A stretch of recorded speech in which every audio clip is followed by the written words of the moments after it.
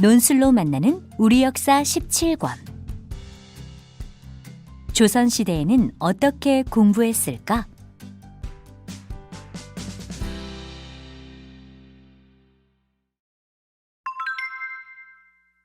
성균관에도 학생회가 있었다? 성균관 유생들이 뭉치면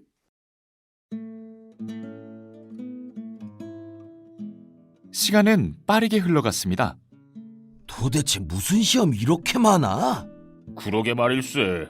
매일 보는 일각에 열흘에 한 번씩 보는 순과에 매달 보는 예조월강까지. 너무 불평들 말게. 그래야 그동안 배운 것을 얼마나 알고 있는지 파악이 될 게 아닌가? 또 그런 시험을 준비하다 보면 복습도 되니 대과를 준비하는데 훨씬 도움이 되지 않겠는가? 누가 그걸 모르는가? 너무 힘드니까 하는 말이지. 그때 문 밖에서 뭔가를 알리는 소리가 들렸습니다. 잠시 후에 제회가 열릴 것이오. 제회는 학생회의와 같은 것입니다. 성균관은 이 제회로 운영되지요. 신임 유생이 들어오면 환영회를 열어주기도 하고 풍기를 문란하게 하는 유생을 단속하기도 한답니다.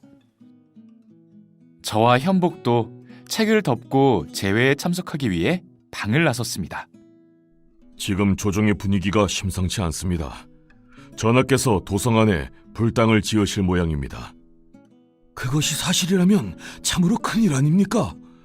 조선은 유교의 나라이므로 불교를 금지해야 마땅하거늘 전하께서 나서서 그런 명을 내리시다니요? 그러자 현복이 선배들 앞에서 제법 진지한 표정으로 말합니다. 이래서야 어디 유교 질서가 잡히겠습니까? 저도 용기를 내어 한마디 하고 싶었지만 입이 떨어지질 않는군요.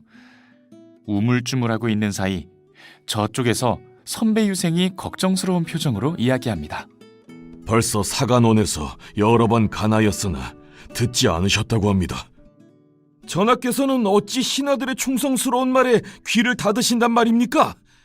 이는 필시 간신들의 소행입니다. 맞습니다. 이러고 있을 때가 아니지요.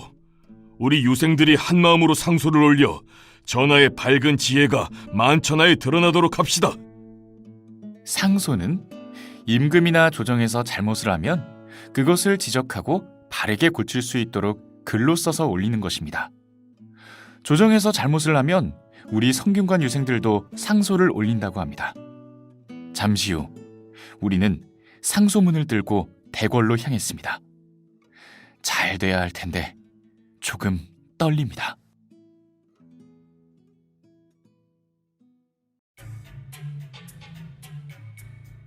한편 궁궐 안에서는 도승지가 유생들의 상소문을 들고 편전 안으로 들어왔습니다. 전하, 유생들이 이번 일로 상소를 올렸습니다. 상소문을 읽은 임금님의 얼굴에 근심이 가득했습니다. 전하, 불당을 짓는 일은 아니되옵니다. 전하, 이 나라는 유교의 나라입니다. 어찌 나라의 질서를 어지럽히려 하시옵니까? 전하, 통촉하여 주시옵소서. 궁궐 문 앞에서 외치는 유생들의 목소리가 대전까지 전해졌습니다. 어허, 유생들이 벌써 나란 일에 이리 관여를 한단 말인가? 골치가 아프군. 도승지는 임금님의 눈치를 살피며 조심스럽게 아뢰었습니다. 전하, 아뢰옵기 송구하오나 성균관 유생들은 전하께서 장차 이 나라를 다스리는 데 큰 힘이 될 자들이옵니다. 전하께서 유생들의 간언을 물리치신다면 저들은 전하께 등을 돌릴 것이옵니다. 유생들의 마음을 얻지 못하고서야 어찌 성군이 되고 만백성의 어버이가 될 수 있겠사옵니까? 통촉하여 주시옵소서. 도승지 영감의 말이 맞습니다. 유생들은 상소가 받아들여지지 않을 경우 단체로 식당에 가지 않는 권당을 하기도 하고 심할 경우 모두 짐을 싸서 밖으로 나가버리는 공간을 행하기도 한답니다. 전하께서 이번에 우리 뜻을 받아주지 않으시면 우리는 수업을 거부하고 모두 짐을 싸서 성균관 밖으로 나가버릴 생각이었습니다. 그것은 우리 유생들이 임금님께 반대할 때 쓰는 최후의 방법이지요. 할 수 없군. 비답을 내릴 테니 받아 적어라. 전국 각지에서 올라오는 상소가 어마어마하게 많기 때문에 일일이 답을 하지는 못하지만 예비관리인 성균관 유생들의 상소만큼은 임금님이 직접 답을 해주셨습니다. 전하께서 우리 상소를 들어주셨다고 하네. 정말인가? 난 솔직히 권당과 공관까지 하게 될까봐 걱정이었다네. 자, 어서 돌아가세. 우리는 다시 성균관으로 발길을 돌렸습니다. 이 나라의 미래는 참으로 밝아. 전하께서 올바른 정치를 할 수 있도록 신하들과 유생들이 간언을 하고 또 전하께서도 간언을 물리치지 않고 절이 들어주시니 말일세. 이것이 바로 진정한 유교의 나라가 아니겠는가? 오, 성진 자네도 그런 말을 할 줄 아는가? 아니, 이 녀석이 지금껏 절 뭘로 본 건지 살짝 기분이 나빠지려고 합니다. 그러자 눈치 빠른 현복이 제 목에 팔을 감으면서 다정스럽게 말합니다. 그러니 이 나라 이름이 조선 아닌가? 아침해처럼 아름다운 나라 조선 말일세. 이복의 현복이, 난 이번 일을 절대 잊지 못할 것이네. 사실 그랬습니다. 우리 유생들이 마음을 모으면 임금님의 생각을 바꿀 수도 있다는 것을 알게 되었고 또 그 사실에 크게 감동을 받았습니다.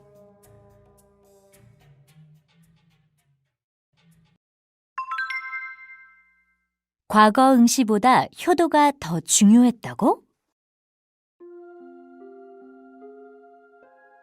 그렇게 성균관에서 생활한 지 벌써 1년. 내일은 드디어 대과를 치르는 날입니다. 현복 있는가? 옆방의 순창이 방문을 열고 들어왔습니다. 무슨 일인가? 저기 자네 서책 좀 빌려주게나? 내일이 시험인데 내 서책은 왜? 저기 그게 말이지. 뜸들이지 말고 어서 말해보게. 자네는 항상 스승님의 말씀을 서책에 잘 정리해두지 않는가? 그걸 가지고 협서를 만들까 하네. 우리는 깜짝 놀랐습니다. 과거 시험장에서 협서를 보다 들통이 나면 어찌 되는 줄 모르는가? 나도 알고 있네. 6년 동안 과거 응시 자격이 박탈된다는 것을. 알면서 어찌 그런 생각을 한단 말인가? 게다가 그것은 선비로서 떳떳하지 못한 행동일세. 오죽 답답하면 그러겠는가. 그때였습니다. 이번에는 문 밖에서 저를 찾는 목소리가 들렸습니다. 성진 유생님 안에 계십니까요? 무슨 일이냐? 향문 밖으로 나가보십시오. 댁에서 사람이 와 있습니다요. 내일이 시험이니 아버님께서 덕보를 시켜 시험 잘 치르라는 편지를 보내신 게 분명합니다. 네, 잠시 다녀옴세. 향문 밖에 나가니 과연 덕보가 서 있었습니다. 도련님! 무슨 일이냐? 대감마님께서 무슨 일이 있는 게 분명합니다. 아버님께서 어찌 되셨다는 게야? 어서 말을 해보거라. 며칠 전 갑자기 쓰러지셨는데 어제 아침에 끝내 도련님! 이럴 수가. 제가 대과에 급제하는 것이 아버지의 소원이었는데 끝내 그 모습을 보지 못하고 돌아가시고 말았다는 것입니다. 이 불효를 어찌할 것인가? 눈물이 그칠 줄 몰랐습니다. 시험을 하루 앞둔 그 밤, 저는 짐을 싸서 고향으로 내려왔습니다. 과거 응시보다 효도가 더 중요하니까요. 조선에서는 그 무엇보다도 부모님께 효도하는 것을 으뜸으로 생각하였답니다.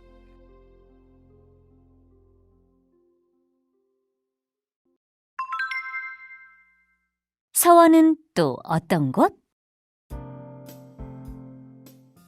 장례를 마치고 저는 아버님의 묘지 옆에 움막을 짓고 3년 동안 묘를 지켰습니다. 조선에서는 부모님께서 돌아가시면 모두 저처럼 심효살이를 하지요. 심효살이를 하는 동안에도 저는 책을 놓지 않았습니다. 심효살이를 마친 저는 성균관으로 다시 들어가려 하였으나 또 갑자기 어머님이 편찮으셔서 고향을 떠날 수가 없게 되었습니다. 그래서 지금은 고향의 서원에서 공부하고 있습니다. 수신제가 치국 평천하. 스승님께서 어제 배운 대학의 한 구절을 읽으시더니 제 옆에 앉은 도령을 가리키며 말씀하십니다. 자네, 뜻을 말해보게나.